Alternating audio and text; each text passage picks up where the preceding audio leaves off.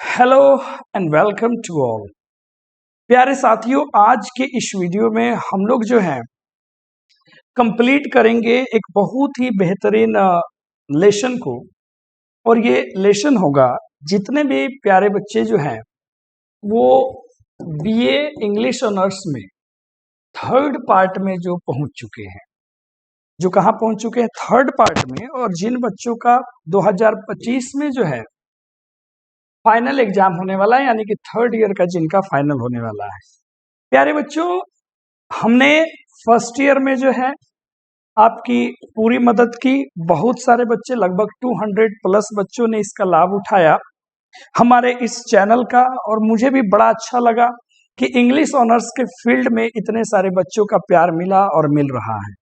फिर हम लोग पहुंचे थे सेकेंड ईयर में, और सेकेंड ईयर में मैंने कोशिश करा था कि कुछ बच्चों को नोट्स प्रोवाइड किया जाए बिल्कुल चीपेस्ट रेट पे, तो बच्चों को मिला और उन्होंने उसका बहुत लाभ उठाया। और अब रिजल्ट की बारी है। तभी बच्चों ने अब जो है पूरा दमखम लगा दिया, कमेंट में कमेंट भरे जा रहे हैं कि सर थर्ड ईयर के इंग्लिश का वीडियो आप अपलोड करें। और बहुत सारे बच्चों का कमेंट आ रहा है, तो हमने सोचा कि थर्ड ईयर के बारे में क्यों ना, जब मैंने पहला पड़ाव दूसरा पड़ाव पार करा दिया तो तीसरा पड़ाव भी हम लोग अच्छे से पार कर जाएंगे। प्यारे साथियों, सबको पता है कि थर्ड ईयर की जो सिलेबस की वीडियो है, वो सिलेबस मैंने अपलोड कर दिया है। और उसमें मैंने बताया था कि पेपर 5, 6, 7 और 8 में आपको क्या क्या तैयारी करनी है। इसके बाद एक पेपर आता है जीएस, यानी कि जीके जीएस का पेपर होता है, लास्ट वाला पेपर होता है। जीके या जीएस आप समझ लो, या जनरल नॉलेज की बात कर लो, वो वाली पेपर होती है। इसमें केवल पास करना जरूरी होता है। और इसमें 1, 2, 3, ये 3 पेपर के अलावा लास्ट वाला कंप्लीट ऐसे है, मैंने सिलेबस में बता दिया था। प्यारे साथियों, मैंने उस वीडियो में आप सभी से मांग करा था कि इस चैनल को सपोर्ट करो। बहुत सारे ऐसे यूट्यूब पे लोग पढ़ा रहे हैं जो कंटेंट कहीं से किसी तरीके से लोग देख रहे हैं, पेज पर भी लिख के डाले हुए, उनका भी लाखों में सब्सक्राइबर हैं और हम लोग महज 10,000 भी नहीं पहुंच पा रहे हैं। तो पता नहीं कमी कहाँ है। मैं अपने तरफ से पूरी कोशिश कर रहा हूँ। 1 साल 2 साल, ये तीसरा साल मान के चलो, तो केवल बीए के बच्चों के साथ में मैं हूँ।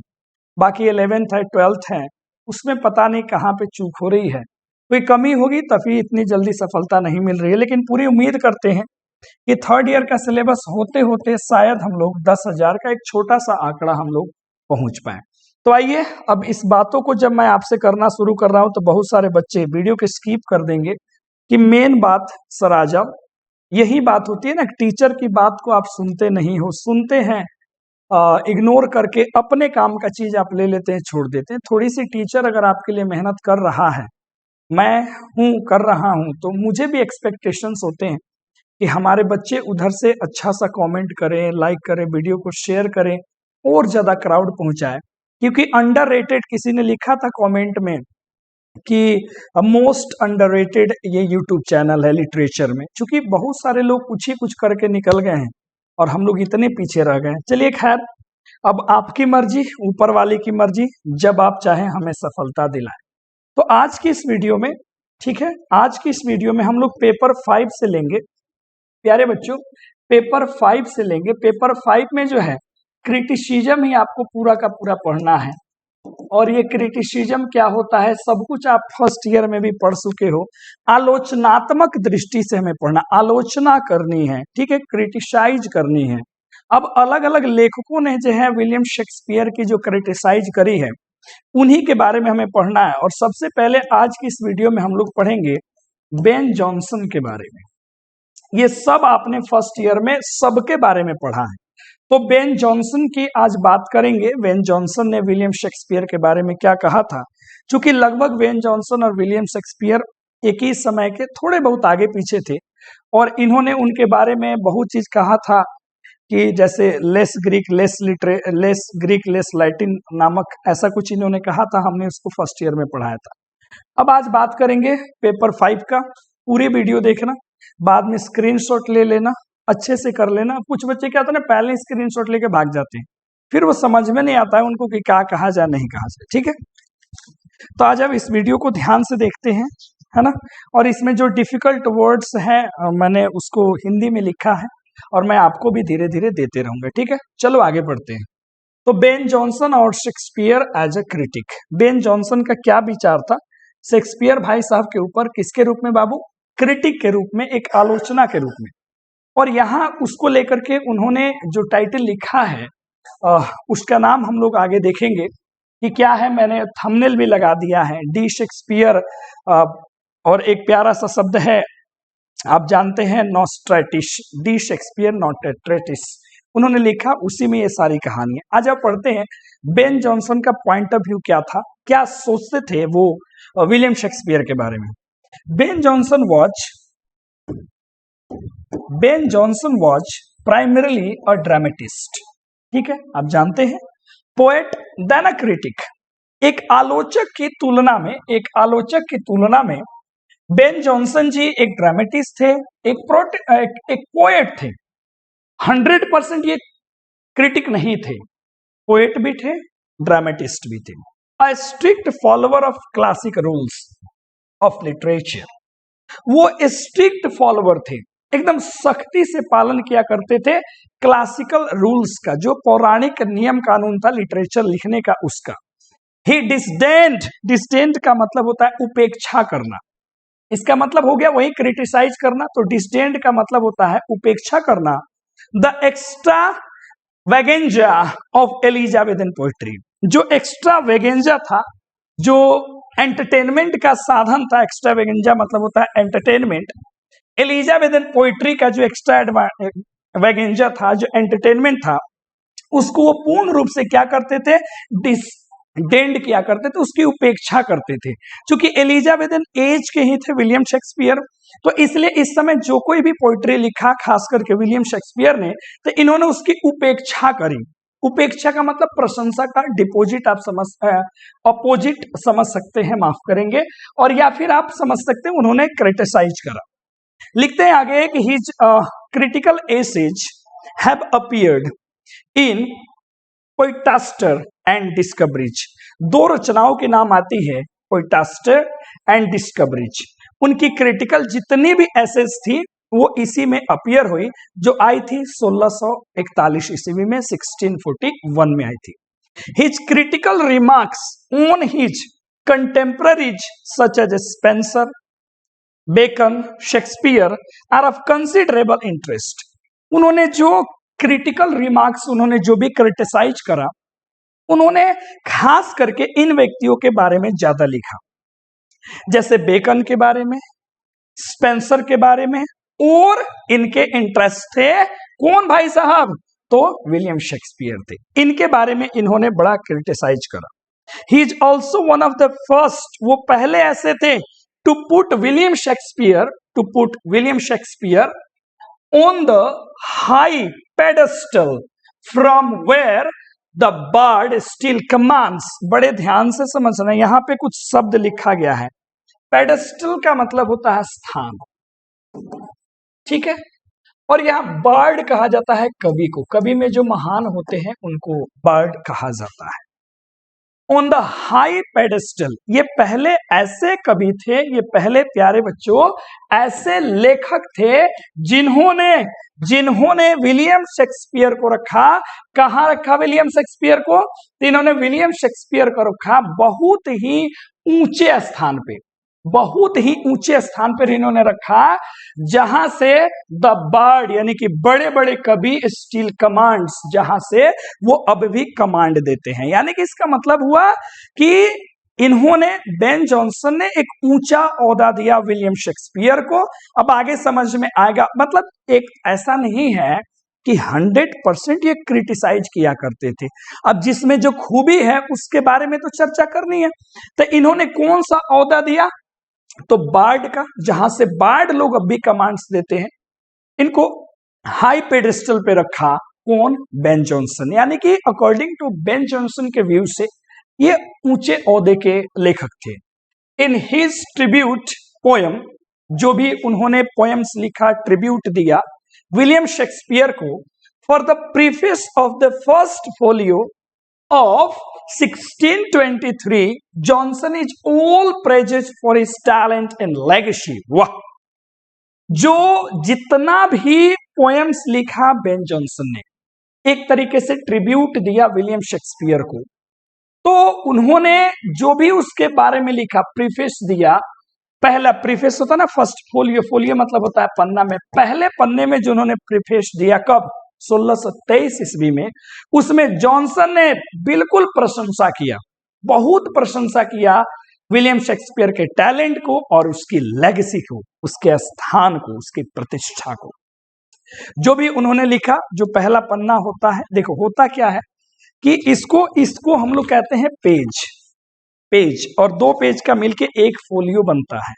उसके प्रीफेस जो बुक में ऊपर लिखे रहता है, उसमें इन्होंने बहुत ज्यादा जो है प्रशंसा करा विलियम शेक्सपियर का।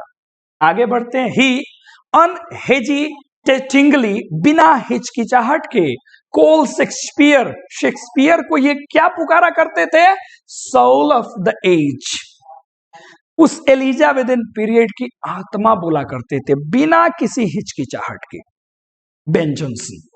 एंड इवन, और यहां तक कंपेयर्स हिम, उनकी तुलना करते थे Greek dramatist of the classical period.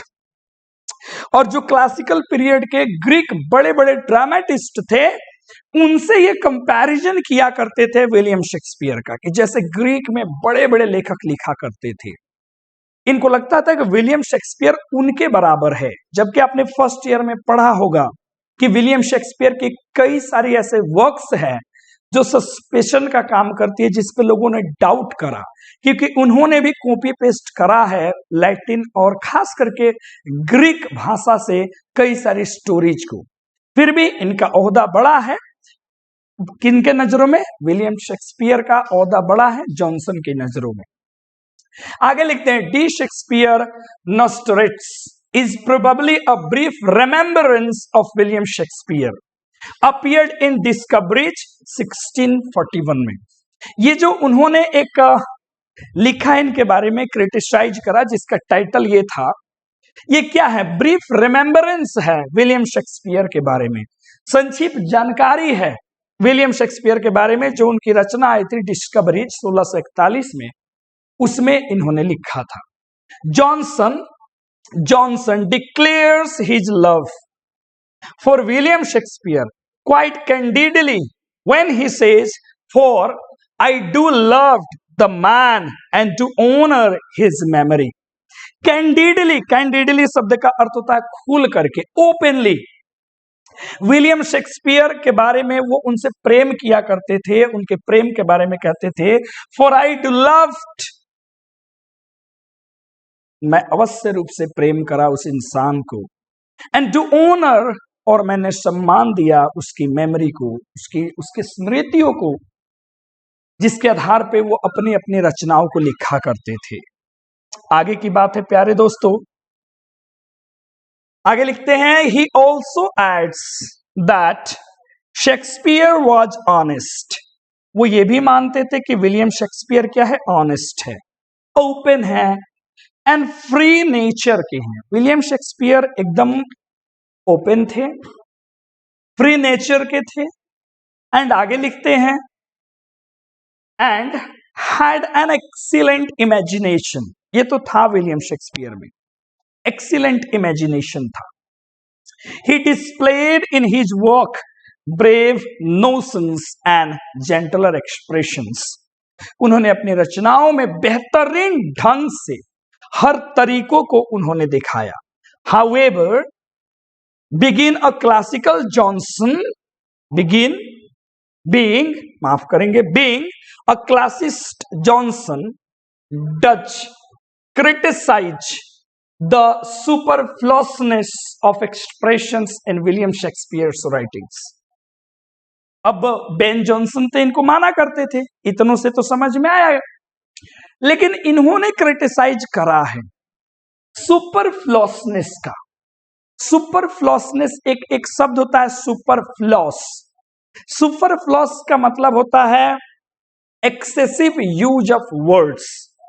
मतलब मगर अगर मैं आपसे कहूं कि मुझे गीला पानी पिलाओ, तो आप बोलोगे सर घसक गए हैं क्या, पानी तो गुरुजी गीला ही होता है ना, तो आप गीला क्यों, आप डायरेक्ट बोलो मुझे पानी पिलाओ। तो यहाँ पे गीला शब्द क्या है, सुपरफ्लोस है, सुपरफ्लोस हो गया, अतिरिक्त एक्स्ट्रा हो गया, इसकी कोई जरूरत नहीं है। बात समझ में आया। तो ये विलियम शेक्सपियर अपनी रचनाओं में बहुत ज्यादा एक्सेसिव यूज किया करते थे एक्सप्रेशंस का, जो सुपरफ्लोस था। ये क्रिटिसाइज हुआ जॉनसन के द्वारा इनकी रचना में।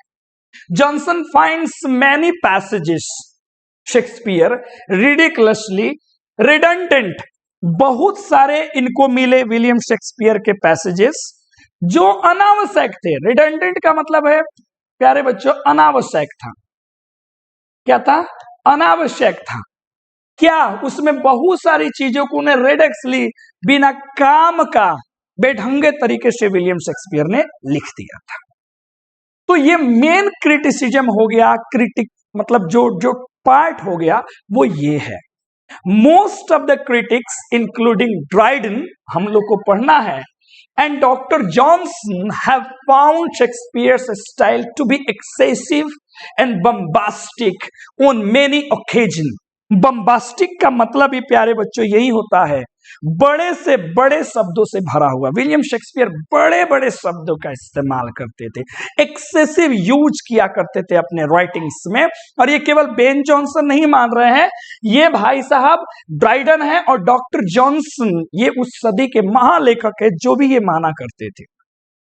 येट फिर भी all concede that Shakespeare writings have a universal appeal. सबको ये कंसीड करते थे, मानते थे कि विलियम शेक्सपियर की राइटिंग्स में एक यूनिवर्सल अपील हुआ करता था। मतलब कुछ ना कुछ उसमें होता था जो यूनिवर्सल अपील का काम करता था। एट टाइम्स, एक समय में Jonson holds his classical concepts too rigidly and even dogmatically. उन्होंने एक समय में जॉनसन ने अपने क्लासिकल जो कॉन्सेप्ट से उसको बहुत ज्यादा उसने रिजिड ले लिया, ठोस रूप से। और इतना ही नहीं, डॉगमेटिकली, डॉगमेटिकली मतलब होता है अनावश्यक रूप से उसने ले लिया। However it appears that Jonson could throw off his classical yardstick in favour of aesthetics. अब यहां पे दो तीन शब्द है, समझ लो। एथेस्टिक मतलब हो गया मापदंड, और यार्डस्टिक शब्द का अर्थ होता है प्यारे बच्चों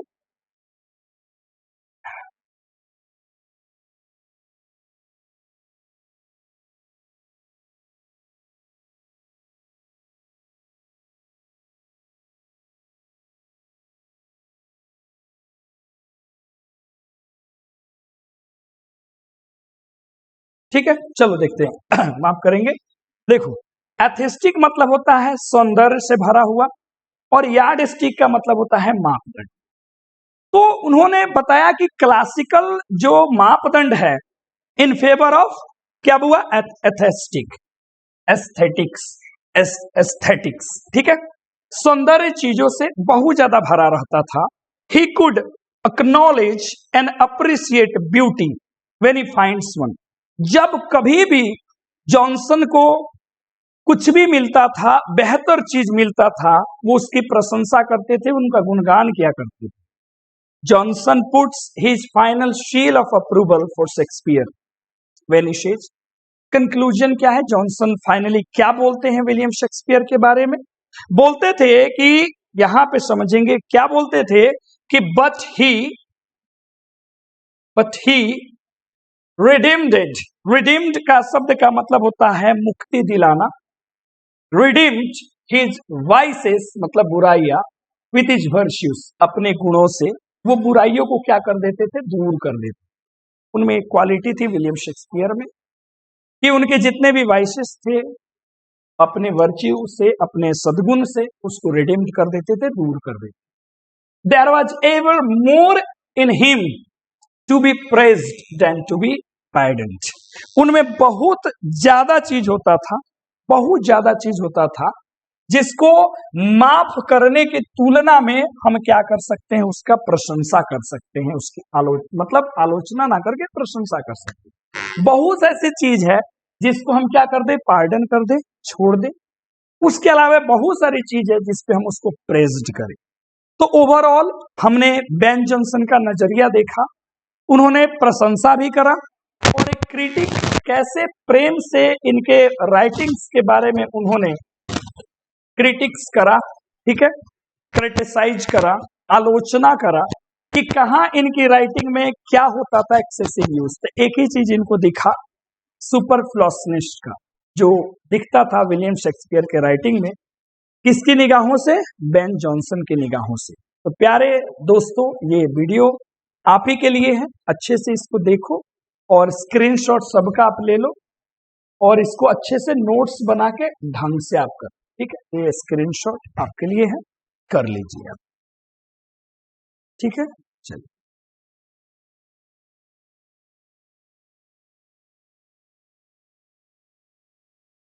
ठीक।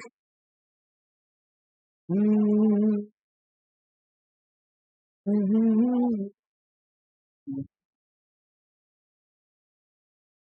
ठीक है, तब उम्मीद करते हैं कि वीडियो अच्छा लगा होगा, तो कमेंट शेयर जरूर कर देना और इसके स्क्रीनशॉट लेके प्रैक्टिस कर लेना, अच्छे से आप एग्जाम में लिख पाओ। Thank you.